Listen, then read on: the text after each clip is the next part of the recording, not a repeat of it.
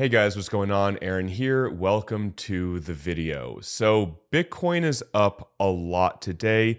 It's around $93,000. And we saw this insane move very quickly. And this is what I talked about in my last video and in previous videos, just how quickly things can also go up.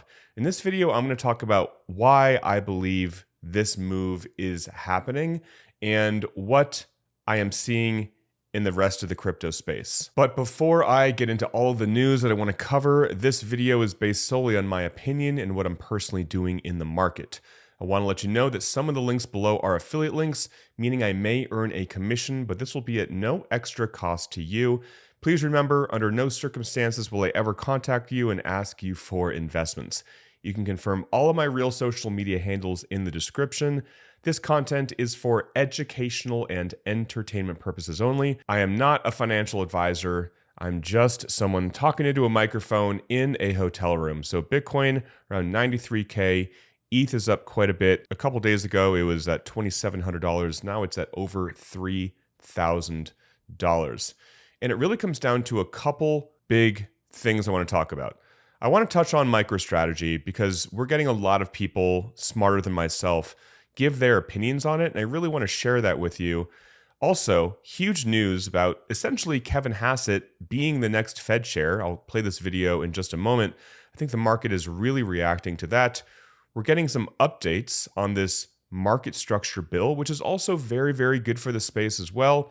And a little bit more about strategy coming from somebody high up in the company. Taking a look at my short, I am losing money. I put the short in at 97K. It's around, again, 93K now. And like I've said many times, I want this to lose money. I want Bitcoin to go up. I want to hit a new all-time high. But if you are a professional trader, professional being the key word here, you can absolutely check out my link below where you can take advantage of some of these things on the screen, including incredibly lower trading fees. So what I want to talk about right here, first off, now we're at a 94% chance the Fed is going to cut rates. That's a good thing. Taking a look at the market, it feels good to see that we are up 7.1% today for the entire crypto space. Very nice. We saw a lot of liquidations, but they can go in the favor of going up as well. So often when people talk about cascading liquidations, they talk about when they go down, when the prices go down, right? It hits a trigger, then more people get liquidated, then the price drops even more, then more people get liquidated.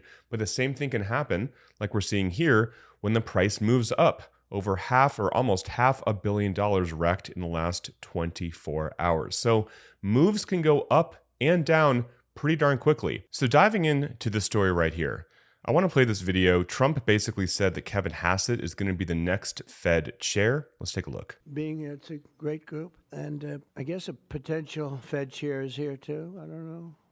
Are we allowed to say that? Potential. He's a respected person, that I can tell you. Thank you, Kevin. Yeah, so thank you, Kevin. He couldn't have been more obvious with that. And like I've shared in previous videos, Hassett has always leaned toward growth-heavy policy, lower regulatory friction, and stimulus-friendly playbooks, all good things for crypto and Bitcoin and equities. That's rocket fuel, again, for equities, and usually a tailwind for Bitcoin. So that's good, right? Take a look right here. Kevin Hassett, 85% chance that he will be the Fed chair. I'm honestly not quite sure why this isn't even higher, because Trump literally said his name, and everybody around him was smiling and grinning, right? As if they already know who the next chair is going to be. So next I want to talk about this. This is talking about MicroStrategy, and I want to play just the beginning and the end of this. This is Brad Gerstner. I think he owns a hedge fund, very smart guy, very wealthy guy. And I just want to play what he said. As a hedge fund, we run very limited leverage. We certainly would not be levered Bitcoin. And in fact, I've commented on Twitter about it with respect to MicroStrategy. It works incredibly well on the way up. But I said I didn't understand the strategy. And when I can't understand something that somebody explains, time after time after time, that's a warning sign to me. And I think you're seeing kind of some of the unlevering that is occurring. So somebody who does this for a living and manages billions of dollars does not understand how strategy is working, okay? So I want to mention this. This is kind of at the end of the interview too. Portfolio, because if MicroStrategy is forced to delever, if there's an unwind there, it could get really messy in the short run, which is probably why I would be waiting to see how this plays out. Yeah. So delevering essentially means forced to sell. And that brings me right here to this gentleman who works at Strategy, and I want to play what he has to say. If there is literally a 3-year sustained Bitcoin down cycle, a 3-year sustained cycle where MNAV trades below 1x, then we may have to sell Bitcoin. At this point in time, it's the end of 2025. We're talking about 2029 where that may be the case. And we have the Bitcoin for a reason, to protect the company, to protect our shareholders. So if there is a 3-year sustained bear market, which granted bear markets have never lasted 3+ years, right? If we model what happened in the last cycle, like I've shared, the bottom could potentially be next October and then it's up from there. So 3 years of just horrendous price action, then they may need to sell. They may need to sell then. And that brings me right here. People on X, a lot of people on X are saying nothing can have this 30% compound annual growth rate like what Saylor believes and kind of what is required in order for this thing to work long term. Even Lawrence Leopard in the video I shared yesterday, he said, we expect a 30% CAGR, compound annual growth rate. Jesse Myers, a very smart guy, he did a lot of the research that Saylor built Strategy off of. He said that Saylor's analysis output of a CAGR of 29% is for the next 20 years for Bitcoin, higher now, diminishing into the future. He does have a terminal growth rate of 20% per year, which is reasonable enough. So that's still incredibly high, 20% per year for the next, 20, 30 years. And why? It has to do with M2 growth rate, dollar hyperinflation, all that kind of stuff. So I'm a little bit skeptical of this, and I would love to not see Strategy have to sell their Bitcoin and unwind this position because, if we are in the worst bear market of all time, hypothetically, we go down, 3 years, we're in just like horrible price action. And then on top of that, Saylor has to begin to sell right now his 650,000 Bitcoin. Yikes, that would suck. So it's a little too soon to be worried about that. I'm not concerned about it, but it is something to be aware of. And right here, this is probably one of the big reasons that Bitcoin's price went up yesterday. Bitcoin jumped 6% right around the US Open on first day after the Bitcoin ETF ban is lifted, right?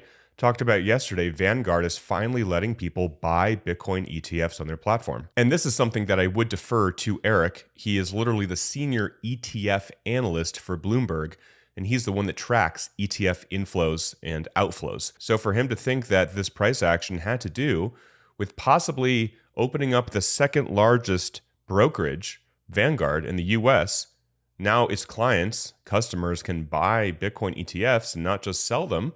Yeah, I trust him on this, and I think that is very, very good news. I mentioned that in the video yesterday, saying that this is insane news that people aren't talking about. This is going to allow millions of people to buy Bitcoin ETFs if they want to, that were just yesterday prohibited to do so. And right here, James Lavish, he says, when people ask why I'm so bullish on Bitcoin, it's simple. I'm bearish on the Fed and what they continue to do to the value of the dollar. Talking about how many trillions of dollars the Fed has added in the last 16 years. So it's really important to separate what's going on with the current price versus all the underlying things that you have to have a belief in as to why you're investing in this asset or in this space. James Lavish puts out a pretty good argument here. And before I go, I just want to talk about this fear and greed index again. So this is from Ben Cowan's website, Into the Cryptoverse. Link below if you want access to this with a discount. But just a few days ago, as you guys know, I was talking about we were in this 10 to 20 range for fear. That's where we were just a few days ago, right? Now we are over 20. We are actually at 28. So that's how quickly things can change. And just as a general rule, you want to be buying, hypothetically, not financial advice, of course, but it's a good time to buy when there is fear, right? When there is fear right here. When things are overheated or when there's a lot of euphoria, take a look at 20, okay, a little more fearful. 30 to 40, a little greedy, but getting into the 40 to 50, we're getting a little bit higher in the prices here. Would have been a great time to take some profits over $110,000. 50 to 60, it goes higher. 60 to 70 right here, that's where we're getting into this 120,000 plus mark back in October. And right here, 70 to 80, massive amounts of greed we were seeing back at 118K in July. And also right here when we hit that all-time high of 124 or so early October. But no model is absolutely perfect because 70 to 80, you can see here, it hit that back in November 2023 when Bitcoin was 35K. So if you were selling then, you would have missed a pretty solid run up. Myself and many other people were waiting for this 80 to 90 range, which the last two times we hit it was March of 2024. And then afterwards, we hit a nice sell-off. And then end of 2024, when we hit 100K the first time, and then we saw that big sell-off again. So we didn't hit that 80 to 90 range this last time, which is one of the reasons that I was not selling and taking profits like, maybe some of you guys were, because I was personally waiting for a lot more greed in the market, and we just didn't see it. But it's always a good idea, again, when everyone's euphoric, when you are looking at your portfolio and you're like, wow, I have a lot of money, right? Whatever that is to you, you're like, okay, this is a little bit uncomfortable. This is the richest I've ever been. When you're feeling that, which a lot of people were August, September, October of this year, it's usually a good idea to, if you want to take profits, to begin to skim some profits off the table. And then when everyone is panicked, like we saw when Bitcoin was $80,000 like a week ago, it's usually a good idea to buy into massive, massive panic. So let me know your thoughts below, guys. That is it for the video. Again, a couple reasons that I believe the market is up. Increased chances of a Fed rate cut. Kevin Hassett, very good for crypto, most likely going to be the Fed chair. And then Vanguard finally opening up their brokerage for people to buy crypto Bitcoin ETFs. Let me know your thoughts below about all that and strategy. Hope you guys are doing well. Till next time, talk with you soon, and bye for now.